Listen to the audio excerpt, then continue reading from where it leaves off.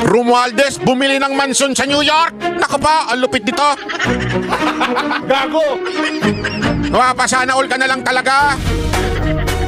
Alam nyo mga kababayan, hindi ho biro ang bahay ho dyan ha. Kasi alam nyo, yun nga lang mga kwento ng mga vlogger. Pero mga napapanood ako mga vlogger dyan na kwento nila yung magre-rent ka lang ng apartment dyan sa New York. Ay grabe ho ang presyo, kaya nga tuwan-tuwa sila dito Murang-mura sila doon sa mga kondo sa BGC na nagkakahalaga ng 75,000 a month, 100,000. Sila po ay tuwan-tuwa dahil sabi nila mura naman pala dito kahit mamahalin yung lugar. Kaya tuwan-tuwa yung mga foreigner dito sa atin sa BGC sila nakastay kasi feeling mayaman sila. Pero sa totoo lang, mura yan kung ikukumpara mo sa mga kondo-kondo at apartment dyan sa New York. Ito, bahay pa, mansyon, naku po patay tayo dyan. Magkano kaya ang presyo nito? Di ba meron niyang isang balita na di umano daw ay bumili daw ng bahay si Zaldico sa Portuguese, di ba? At sabi ewan ko, sabi ito ni ni John Vic ba yun? Sabi niya is di umano aabutin daw ng 500 million. Utang inang bahay yan Ano ba yan? May ginto ba yan Baka naman may oil yan sa loob. Sa ilalim ng lupa niya. Ganun daw ang presyo. Ewan ko kung totoo yun pero yan ang sabi ni Rimulya.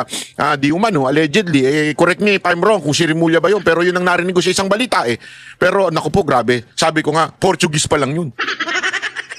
What more kung sa New York ka? Ang New York kasi ang sentro ng kalakalan dyan sa Amerika. Tsaka dyan talaga, grabe yung presyo dyan. Ginto ang presyo dyan dahil pa manluloko.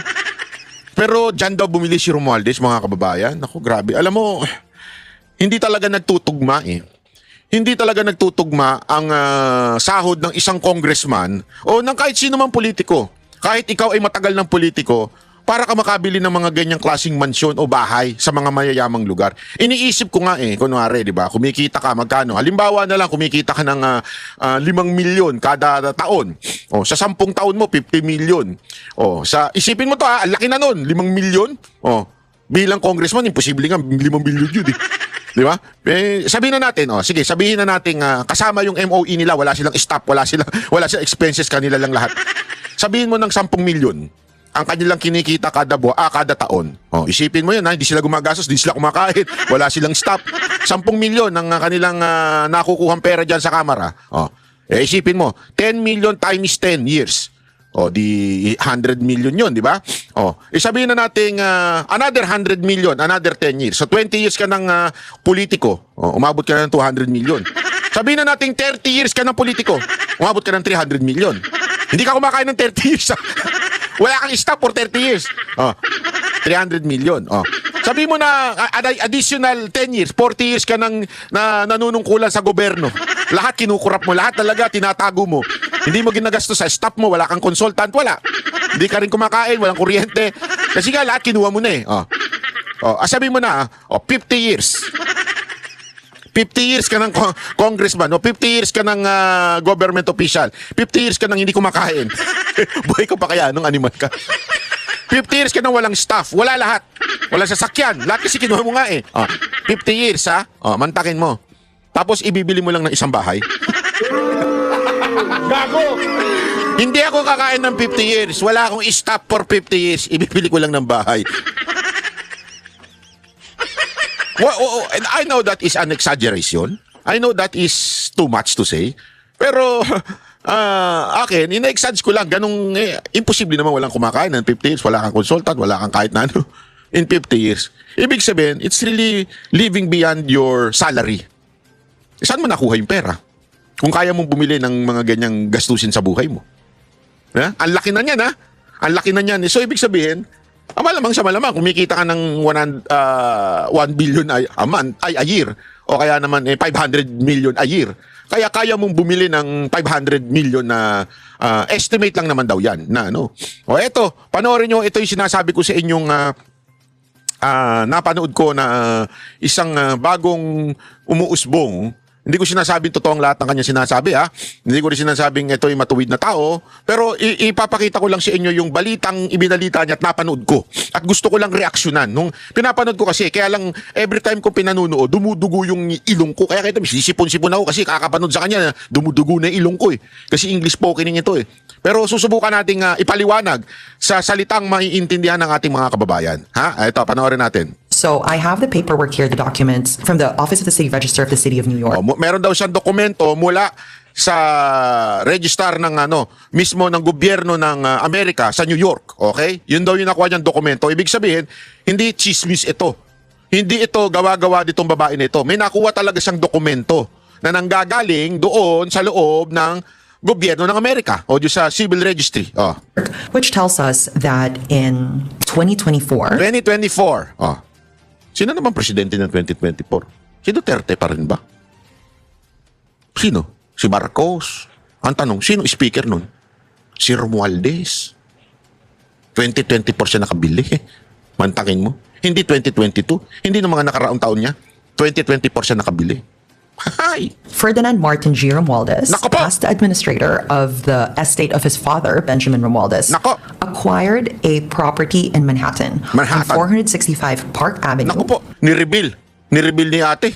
Pero kasi sa kanila, public document yan eh. Kaya nga siya nakakuha. Hindi naman niya ninakaw eh. Public document yan. Hiningi niya yan. So nakakuha, merong bahay daw di umano dyan si Romualdez. Okay? Yan po yung report ng babae. Unit 28A, New York, New York. But the one thing that raises eyebrows about this transaction is that it was a no consideration. Ang nagpataas daw ng kanyang kilay. Ate, yan. Yan ganyang itsura. Pinataas ang kilay. Yan ang ganyang itsura. Okay? Transfer. What does that mean? Real estate. Sandali, But the ayan one na. thing that raises eyebrows about this transaction is that it was a no consideration transfer. No consideration transfer. Para sa kaalaman natin, tatanong natin yan kay ChatGPT. Hoy, ChatGPT, makinig ka. Madali lang ha. Baka sabihin nyo, niloloko ko eh. ChatGPT. ChatGPT, makinig ka ha, kasi naka-video ko ngayon. Huwag ka magsasabi ng kung ano-ano. Yung tanong ko lang ang sasagutin mo. Ano yung no consideration transfer na tinatawag dyan sa Amerika? Okay, sure. Naririnig kita at malinaw naman. Sige, tutok tayo dyan sa tanong mo. Yung tinatawag na no consideration transfer sa US, basically ibig sabihin nun ay yung paglilipat ng ari-arian o property na walang pera o anumang halaga na kapalit. Parang regalo siya o donasyon. So kung may isang tao na magpapasa ng property niya sa ibang tao nang walang bayad, yun ang tawag nila. Ayos ba yan? Ayos yun ah. Okay, mamaya na uli. Baka magsalita. Minsan kasi alam niya na yung personal na buhay ko eh. Delikado baka bigla magsalita yan. O, tumahay ka na ba? Ganun eh. Video ka ng video. Ganun eh. Kakaya naman, di ba? Yung sabihin daw na no consideration transfer, binigay lang ng birang buhay. Binigyan ka ng bahay. Hayop! Ang lupit mo rin, ano? Binigyan ka ng bahay. Tuloy. What does that mean? Real estate lawyers that I've spoken to say that a no Real estate lawyer, si ChatGPT lang, pwede na. Kailangan pa magtanong sa real estate lawyer. Mga kababayan, kung gusto nyo na magtanong at malaman, si ChatGPT po, nagtatagalog yan. Kaya pwede nyo tanongin, hoy, ano ba yung ano to? Ganyan, ha? Para kasi, alam mo, sa totoo lang, we should use AI for us to learn. Although, let's double check kasi sometimes medyo nagkakamali si AI. So, talagang bubusisiin mo siya pagka medyo may duda ka doon sa tanong. Di ba? Pero yan, simpleng no consideration transfer is yung binigay. consideration transfer means that this luxurious apartment unit was gifted. A no consideration transfer is used for gifts or donations, and it appears in the paperwork that the property Gift or donations. Okay? Yun daw ang ibig sabihin yan. was gifted to the estate of Benjamin Romualdez, received by Representative Martin Romualdez. Oo. Although it Pirmado pa, ha? Pirmado pa. So talagang totoo yung dokumento. Sabi nitong babae na ito. does not say in the paperwork why it was donated to them, which So hindi daw sinasabi kung bakit. lawyers have told me is slightly suspicious because Dahil daw doon sa walang binigay na paliwanag kung bakit siya dinonata ng isang bahay o apartment. Kasi yung apartment nila dyan, para sa atin considered na bahay yung itsura, malaki-laki. Hindi katulad sa pag sinabi mong apartment sa atin, yung studio type lang eh. Okay?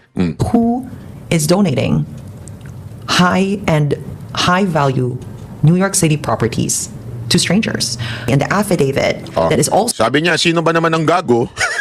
Wala yung gago. Sino ba namang ulul na magbibigay lang ng apartment sa isang luxurious na lugar? Manhattan, New York. Ito kasi yung, pag alam mo ang New York, maraming itsura ang New York.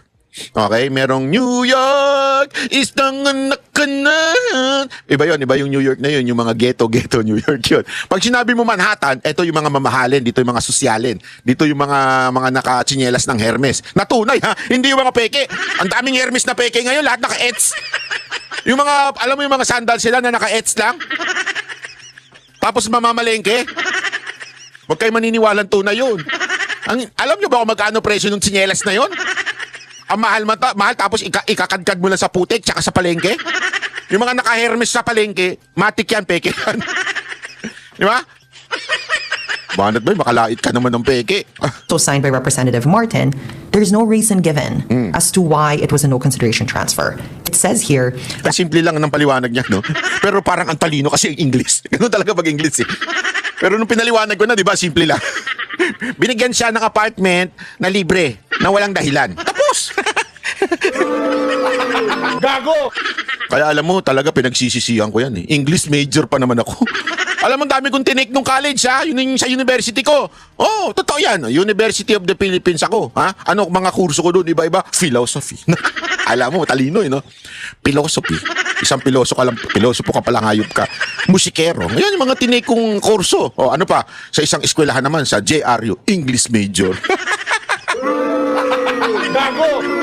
Maniniwala kayo? I'm a graduate of an English major. Kahit ako hindi mapaniwala, eh. aforementioned no consideration transfer was made solely for the grounds stated herein. Unfortunately, on the paperwork, there are no grounds stated as to why. Ayan. Alam mo, kaya nga maano to, eh. Kasi yung pag-English niya pa, stated. Pagka-social na English, kailangan ma-S. O ma-S. Pagka medyo yung barok na English, yung, what's your name? I want to buy this Coke. Yan. Pero pag gusto mong gawin social, what's your name? I want to buy this Coke. Para ka naka-braces, ganoon. Para mas social ang dating. Oh, anyway, mga kababayan, ito po ay sinasabi na nga natin. Hindi ko sinasabi, ladies and gentlemen, na mamahalin, no. Hindi ko sinasabi kung anong presyo ho nito, ha. Hindi ko po alam kung magkano yung presyo. Basta dyan, maliwanag ho dyan na napaka, naman. Kasi dito, sa vlog niyang ito, diniscuss niya yung property ni Martin Romualdez dyan.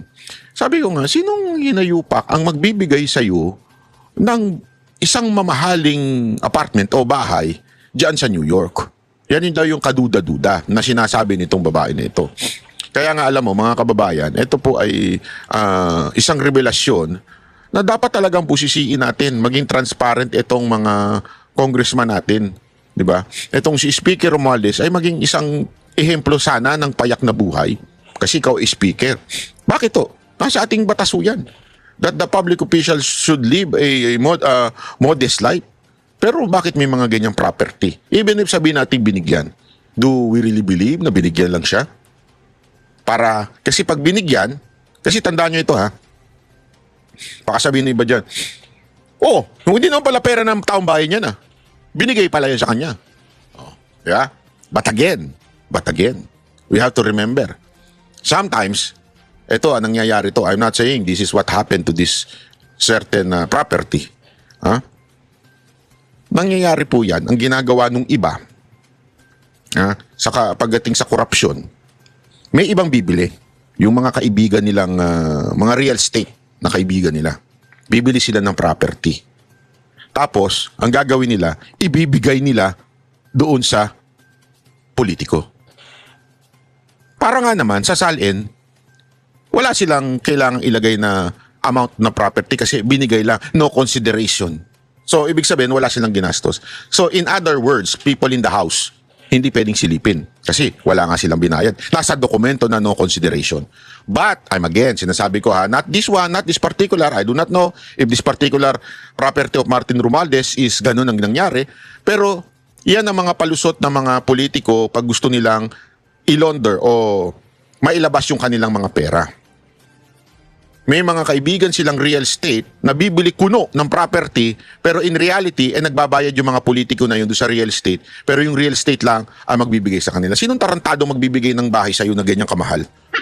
Isang luxurious property sa isang luxurious city. Do you understand what I mean? Kasi ganito Ngayon, di ba napakaraming pamantayan na ginagawa ng gobyerno kuno para hindi malaunder yung pera, ibig sabihin hindi malabhan. Ibig sabihin ng hindi malaban yung pera, kasi diyan magkakaalaman ng politiko kung kurap So, di ba kaya nga may money laundering tayong tinatawag, yung inilalabas yung pera minsan ginagawa sa casino, which is yung ginawa nila nung mga DPWH official.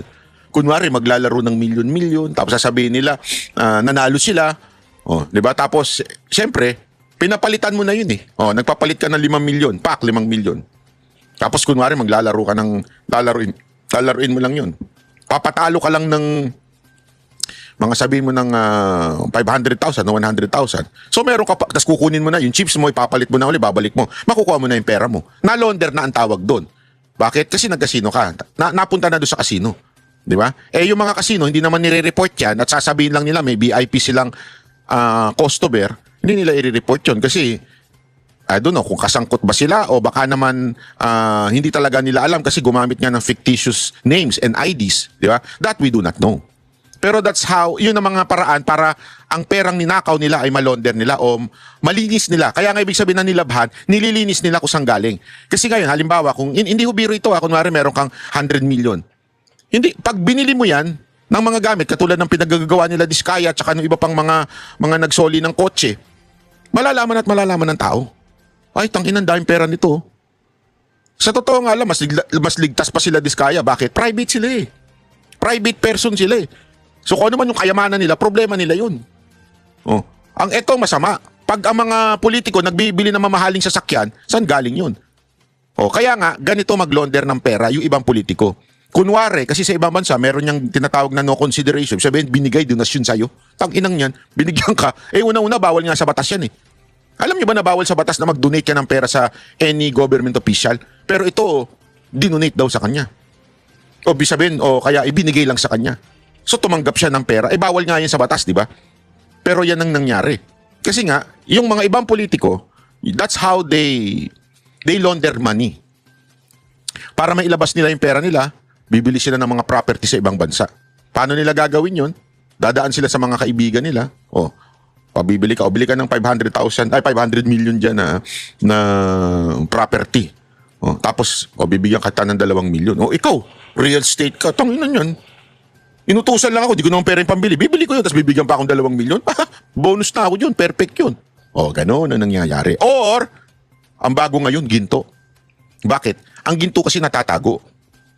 Yung pera, ang hirap itago niyan. Eh, yung ilang milyon, ilang mali-maleta na, hindi mo pwedeng itago lang sa bayan, baka pitikin yan ng kung sino man. O, malay mo, kumuha ka ng walker, biglang pagising mo, pinitik na yung pera mo, di ba? Eh, hindi naman pwedeng vault yan. Kasi sa sobrang dami, bilyon, hindi mo mailagay na sa vault yan. Di ba? So, ano ginagawa ng iba? Bumibili ng ginto. Kasi isang ginto, yung may ganyan. Yung 1 million na isang ginto, yung ganyan kaliit. Na? May ganun eh. Yung 1 million na isang ganyan. Isipin mo, sa 1 million, ang isang billion ay 1,000. So, 1,000 lang na piraso. Kayang-kaya mo ilagay ngayon sa vault yan. No? Tapos, pwede mo pang unti-unting ipuslit yan papuntang ibang bansa. Hindi naman kasi mahahalata na yan na gold yan eh. Pag kami, kung madami, yan, halata yan. Pero kung dadala ka lang ng 10, ipaghiwalay-hiwalay mo lagayan, hindi na mapapansin na ginto yan. At saka kung i-hand carry mo naman yung mga ginto, di ba? Hindi na mapapansin. O susuotin mo na lang, di ba? Ganun, pinapatunaw, tapos sobrang suot-suot mo lang. So what do I mean, ladies and gentlemen? There are different ways how to launder, how to clean these politicians' corrupted money. Kaya dapat nating binabantayan. Kaya nga, sinasabi nitong babae na to, questionable itong property na na-acquire ni Martin Romualdez dito sa New York. Mr. Romualdez, maybe you want to answer this person. Not me. I'm not the person na naglabas niyan. Itong babae na ito. To answer, how did you acquire this property? Who the hell is this person donated this property? And also, di ba there is a law, although that law applies only in the Philippines. So, ibig sabihin, kung sa ibang bansa ba nag-donate, ibig bang sabihin nun, ligtas ka na sa batas na yan? Kasi may batas tayo. Ang problema, ang batas ay, yan po ay territorial. Ibig sabihin po, pwedeng hindi po yan, hindi po mag-apply sa Pilipinas. So, sana sagutin mo na lang. Kasi kung hindi, ibig sabihin, meron kang tinatago, di ba? Sandali, asa na nga ba si Martin Romualdez? Ay ako, hinahanap ko rin, hindi ko rin alam.